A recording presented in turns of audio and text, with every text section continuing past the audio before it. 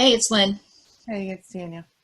So we have a message from God for the collective. This is a message from God himself. He is removing the twin label because it has been so distorted, so you're not going to hear him use the word twin. So as he's referring to his chosen, he is considering that his chosen are actual true twin flames with the split soul, the 144,000. He refers to DMs and DFs as husbands and wives. So when he says, or when he refers to husband and wife, he's actually talking about the DM and the DF because he sees them in a sacred marriage, is how he sees that. So he is not referring to the karmic, either male or female, when he says husband or wife. Right. Also, for those of you who believe that God isn't stern, I think you're thinking of Jesus.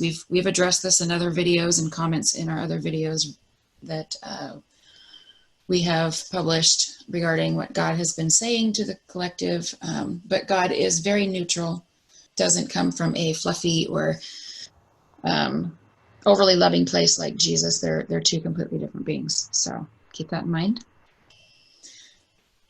I went into him earlier today in his basic message because I wanted to ask exactly what you guys needed to be focusing on in your journey and just different things like that. So this is basically the Twin Flame Collective as a whole. He's saying at this time, discernment, vigilance, and consistency is key on this path. All of my chosen are being called to love not just your husbands or wives, but also everyone, and do so with the same fervor that you do your counterparts, which means he's saying that you have to love everybody the exact same. You have to be understanding, compassionate, all this stuff with everybody. I also be reaching out and also hearing my guidance.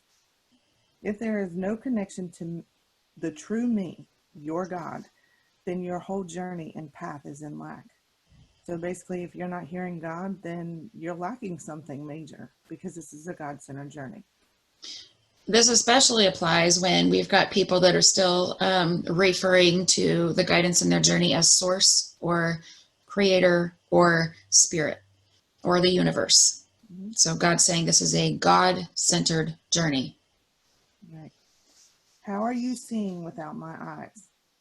How are you hearing without my ears? Most of you are lacking my connection.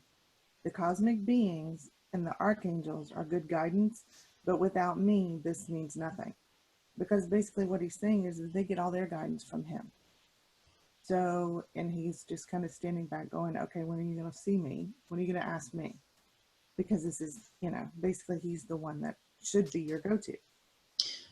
Also, all of these other beings, archangels, cosmic beings, anyone that you get your guidance from typically comes from a more specialized area. So where Michael is more about spiritual war and protection.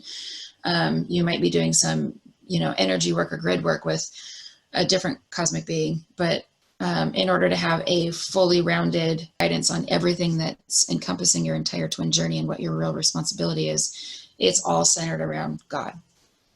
Right. Remove your block to me. Stop listening to union readings, and that's in quotes, and worrying about your counterpart, what your counterpart is doing, and turn to me. So at this stage of the game, we're supposed to be talking to God. Like if my DM needs something, I'm going to go and ask God what that is. Or I'm going to go ask him on a soul level. I'm not going to solely use whatever a card reading is telling me of where their mind is at right now. Because they're more generalized. You need to know specifics. Everybody's journey is different. I and only I will lead you. Lots of the info out there is false or so outdated that all of my chosen are spinning around and not moving forward. When you are listening to these teachers, what is your soul telling you? All of my chosen know when they are told something that is false. So you're going to have some sort of reaction to it. It's either going to be good or it's going to be so soul revolting that you can't hear it because it's not truth. Your soul knows the truth. I will hold each one of you accountable for following false teachers. For all have been before me and received judgment. Ask me to lead the way, and you will not be forsaken. So basically what he's saying now is all these false teachers, they've been before him, and they know who they are. Your discernment should be telling you whether what they're speaking is the truth or not. And I have had a lot of twins come to us that have been led off path because they have been listening to teachers that were actually dark, but were portraying themselves as light. And twins that don't know the difference are getting information that doesn't even actually apply to the real twin journey, because if they're not actual, if these leaders are not actual twins themselves, then they don't even know, they don't have the right guidance. Right. Each one of my chosen have a strong reaction on a soul level. Either it sounds and feels right, or it's soul revolting. That's what he's talking about. So each and every individual twin, from what I understood from what he was telling me, is that from this point forward, when they receive their judgment, every single twin should know who's telling the truth and who isn't, because it's going to be a massive reaction from your soul, one way or the other. All of you must feel and hear what is being given to you. This journey is not now or ever been about what you consider union. You have the tools to do what I sent you here for. This is your responsibility to all of humanity. If you do not know what that is, then ask me to show you. So in other words, we're all supposed to be fully submerged in mission. We shouldn't be worrying about union or anything like that. And he's kind of getting to the point where he's like, well, if you're not doing my job and dark is taking over, or the job that I sent you here to do, and dark is taking over, there's an issue here. I think he was even almost, you were getting earlier that basically what he was saying is that most of the collective is so wrapped up in union and what their twin is doing in the 3D level that he's like, the longer it takes you to figure out that union's not what we're supposed to be doing here, the longer it's going to take before you actually see it. So you either get on path and start following the true guidance of what we're really supposed to be doing and move into your actual twin path more deeply. Or you're basically just going to be spinning around, waiting for it to happen, and it's not going to. Because that comes first. It does. Lynn and I have always said that union is the icing on the cake. You're not going to get that until everything else is done. There are very few of my chosen actually doing what I put you here to do. Make haste and come to me now. If you can't hear me, ask to be directed to those who can assist you in surfacing this ability. All of you have it. So basically, like he's telling you that every one of us has these abilities, which we already know. We have these abilities and we've always known how to use them. We have to access it. So if you're not able to do it, then you need to seek out who can help you. I am asking all of you now to remember who you are and act accordingly. He's saying we're angelics and we're not acting like angelics. We're not acting like anybody who actually talks to Michael and talks to the Archangels, and any of them act a specific way. We're not acting that way. We don't have love, understanding, and compassion for anyone other than our twins. And sometimes some of us don't even have that. What we're seeing a lot of in the collective is everybody just going, me, me, me. When do I get what I want? But that's not what we're here to be doing. Exactly. There is no more time to waste. I am here waiting for you to see and hear me. So he's kind of like, he's standing behind every one of you. And if you're not paying attention to him, he's just like, well, when the hell are you going to turn around and look? I'm right here. I have been the whole time. Yep. So he's reached the point where he's kind of frustrated with us. Because there's very few of us doing what we're supposed to do. Yep. When he was talking about vigilance and he was talking about consistency, that all ties together. And we had a session with somebody the other day. This was a perfect example of this, where she's like, well, I need to know, what's amiss. And the problem is her vibration was down so far because her twin was being hit by dark. And because he was hit by dark, all that does is bring the vibration down. That's dark's entire agenda, is to bring the vibration down.